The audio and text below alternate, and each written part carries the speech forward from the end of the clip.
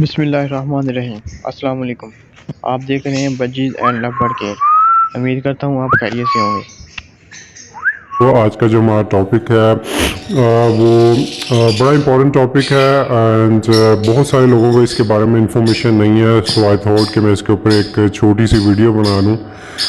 Topic जो है हमारा वो ये है कि जो हमारे इनफर्टाइल एग्स होते हैं, जो कि एग्स फर्टाइल नहीं होते, उनका हमने कैसे यूज़ करना है। बहुत सारे लोग जो है इनको फेंक देते हैं। तो आज की वीडियो में मैं आपको 5 यूजेज बताऊंगा इनफर्टाइल एग्स के, जो आपने जो आप जिनको आप यूटिलाइज कर सकते हैं दोबारा से।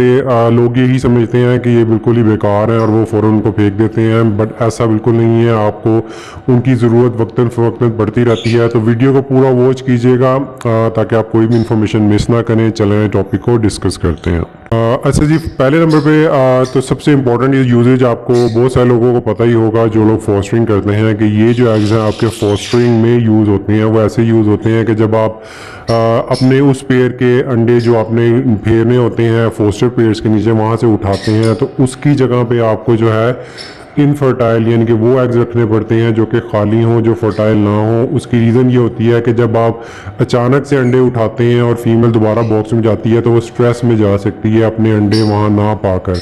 तो नॉर्मली ऐसा किया जाता है कि जो इनफर्टाइल एग्स होते हैं वो उठा के उनके फर्टाइल एग्स की जगह रख दिए जाते हैं और वो अंडे आप फोस्टर पेयर्स के नीचे रख देते हैं। उससे ये होता है कि फ़ीमेल जो है वो एकदम से स्ट्रेस में नहीं जाती। उन अंडों को आपने 3, 4 to 5 डेज तक पड़े रहने देना है। फीमेल को खुद ही अंदाज़ा हो जाता है कि ये जो एग्स हैं ये ख़राब हैं या ख़राब होने वाले हैं, तो वो एग्स पे से उठ जाती है, या आप 5 दिन के बाद 4-5 दिन के बाद उन एग्स को खुद से उठा सकते हैं। तो ये है इसका पहला और सबसे इम्पोर्टेंट यूजेज इनफर्टाइल एग्स का, जो कि हम नॉर्मली करते हैं। सेकंड नंबर पे इसका जो वेरी इंपॉर्टेंट यूजेज है वो ये है कि हम जो है, आपने देखा होगा कि जिन फीमेल्स जो हैं वो 3-4 एग्स देती हैं, जब उसमें से बच्चे निकल आते हैं, तो अगर चारों बच्चे निकल आते हैं तो होता ये है कि फ़ीमेल जो है वो बच्चों के ऊपर ही जाके बैठ जाती है, और जो फीमेल का वज़न है वो बच्चों के ऊपर पड़ता है। जब बच्चों के ऊपर पड़ता है तो उससे होता ये है कि उनकी जो एग्स हैं वो स्प्रे हो जाती हैं, जिसकी वजह से स्प्रे लेग का जो आपको प्रॉब्लम आ जाता है, लेग्स खुल जाती हैं, जो बच्चे हैं वो सही तरह से खड़े नहीं हो पाते। उसका सोल्यूशन के लिए मैं एक अनदर वीडियो डिफरेंट बनाऊंगा, वो भी बड़ा इंपॉर्टेंट टॉपिक है, क्योंकि आगे जाके इसमें बहुत प्रॉब्लम हो जाती है अगर इसको टाइम पे रिकवर ना किया जाए। तो उससे बचने के लिए आपने करना ये है कि जब आपके जो चिक्स हैं वो 2 चिक्स या 3 चिक्स निकल आए, तो आप इनफर्टाइल एग्स जो हैं वो 2 या 3, मैक्सिमम 3 या 2 एग्स जो हैं वो अपने क्लच के साथ ऐड कर सकते हैं। उससे होता ही है कि उसमें से बच्चे तो निकलने नहीं होते, लेकिन जो फीमेल का वज़न है वो आधे से ज़्यादा वज़न जो है वो उन एग्स पे आ जाता है, और उसकी वजह से जो है वो फीमेल जो है अपना वज़न बच्चों पे नहीं डालती और उनका स्प्रे लेग का प्रॉब्लम नहीं आता। So that is another very important uses of infertile eggs.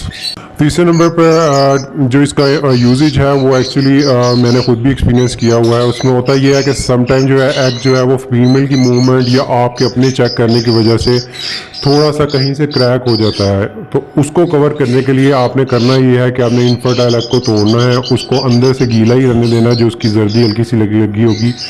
तो जहाँ पे भी आपको वो पैच नज़र आ रहा है, जहाँ से क्रैक आपको नज़र आ रहा है, आप उसके ऊपर उसका जो होल है, इनफर्टाइल एग का जो होल होता है, उसको अगर आप चिपका देंगे उस क्रैक के ऊपर, तो वो थोड़ी देर के बाद सूख जाएगा, और सूखने के बाद वो उसके साथ ही चिपक जाएगा। उससे ये होगा कि आपकी जो एग है वो ख़राब होने के चांसेस कम हो जाएंगे। नॉर्मली लोग नेल पॉलिश भी यूज़ करते हैं, दैट इज़ ऑल्सो फाइन, आप वो भी यूज़ कर सकते हैं, लेकिन ये भी एक बहुत अच्छा तरीका है जिसकी वजह से आप एग को ख़राब होने से बचा सकते हैं। नंबर 4 पे जी वेरी इंपॉर्टेंट, बहुत सारे लोगों को इस चीज़ का नहीं पता और लोग इस चीज़ को एक्सपीरियंस भी नहीं करते। ये सिर्फ उन्हीं लोगों को पता है जो इसको यूज़ कर रहे हैं। आप जो कुछ फीमेल्स होती हैं जो एग्स जो है वो बाहर फेंकती रहती हैं, उनको आदत हो जाती है एग्स बाहर फेंकने की, यानी कि अगर एग्स फर्टाइल भी होते हैं वो उनको भी बाहर फेंक देती हैं या बाहर गिरा देती हैं।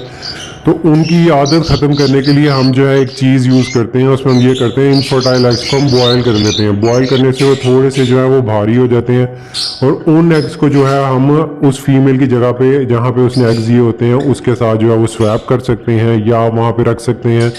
उसमें ये होगा कि वो जो फीमेल है वो उसकी जो जैसे फीमेल्स की कंसेप्शन होती है, अगर एग्स थोड़ा सा भारी हो तो उन्हें ऐसा लगता है कि ये फर्टाइल है या फिर इसके अंदर बच्चा बन रहा है या इसके अंदर बच्चा हो सकता है, तो वो उन एग्स को बाहर नहीं फेंकती। तो इससे जो है उन ऐसी फीमेल्स जो एग्स उठा के बॉक्स से बाहर फेंकती हैं उनकी आदत ख़त्म की जा सकती है। इससे बिट लॉन्ग प्रोसेस लेकिन ये आदत ख़त्म करने के लिए ये एक बहुत अच्छा तरीका है। 5th नंबर पर मैं आपके साथ दो चीज़ें डिस्कस कर लेता हूँ क्विकली, ये भी दोनों बहुत इंपॉर्टेंट हैं। नंबर 1 तो ये है कि जब जिन फीमेल्स का जो है वो क्लच छोटा होता है, यानी कि वो 2 या 3 एग्स देती हैं, उसमें आप साथ इनफर्टाइल एग्स ऐड कर सकते हैं अप टू 3, यानी कि मैक्सिमम 6 एग्स तक आप जा सकते हैं। उससे ये होता है कि जो फीमेल है वो ज़्यादा एग्स देख के जो है ज़्यादातर टाइम अपना बॉक्स के अंदर स्पेंड करती है। उसको ऐसा लगता है कि मेरा क्लच जो है वो ज़्यादा है, क्लच मेरा बड़ा है, तो वो ज़्यादा इंक्यूबेशन करती है। इससे ये होता है कि जो फर्टाइल एग्स होते हैं उनको इंक्यूबेशन बहुत अच्छी मिलती है, यानी कि फीमेल जितना टाइम अपने बॉक्स में गुजारेगी उतना बेहतर है, उतनी जल्दी जो है वो एम्ब्रियो की डेवलपमेंट होगी, एग बनेगा, टेम्परेचर उसका मेंटेन रहेगा और उतनी जल्दी ही चिक उससे बाहर आएगा। तो अगर ऐसी फीमेल जो 2-3 एग्स देती हैं, आप उसके अंदर उसके साथ कुछ एग्स ऐड करके 1, 2, 3 अप टू 3 एग्स जो क्लच का साइज़ है वो पूरा कर सकते हैं। उससे जो फीमेल है वो ज़्यादा टाइम अपना बॉक्स के अंदर गुजारेगी।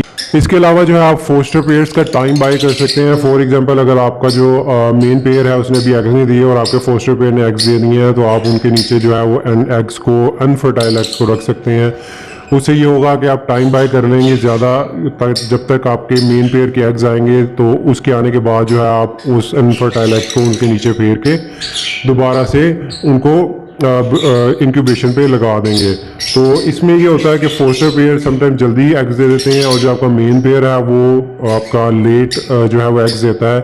फोस्टरिंग के बारे में एक मैंने अलग से वीडियो बनाई हुई है, अगर आपने नहीं देखी तो आप डिस्क्रिप्शन में जाके देख सकते हैं। तो समटाइम आपको टाइम बाय करना पड़ जाता है, तो ताकि उसमें ये होता है कि या तो आप अंडे ज़ाया करेंगे फोस्टर पेयर्स के, या उनके नीचे इनफर्टाइल एग्स रखेंगे ताकि वो फर्टाइल ना हो और आपको टाइम थोड़ा सा ज़्यादा मिल जाए। तो इससे जो है आपकी फोस्टरिंग जो है वो बच सकती है। तो ये कुछ रीज़न्स थी जो मैंने आपके साथ डिस्कस करनी थी, क्योंकि इनफर्टाइल एग्स लोगों के आ रहे हैं, लोग नॉर्मली इनको फेंक देते हैं, जो नए लोग हैं उनको नहीं पता। तो आप ये चीज़ें जो है इनफर्टाइल एग्स नहीं फेंकें, उनको अपने पास रखें, आपको कहीं पे भी किसी भी सिचुएशन में उनकी ज़रूरत पड़ सकती है। तो I hope you like the information, please do subscribe my channel, share with other people. तो मिलते हैं शायद नेक्स्ट वीडियो में विद अनदर टॉपिक। तब तक के लिए अपने बर्ड्स का ख्याल रखें। टेक केयर, अल्लाह हाफिज़।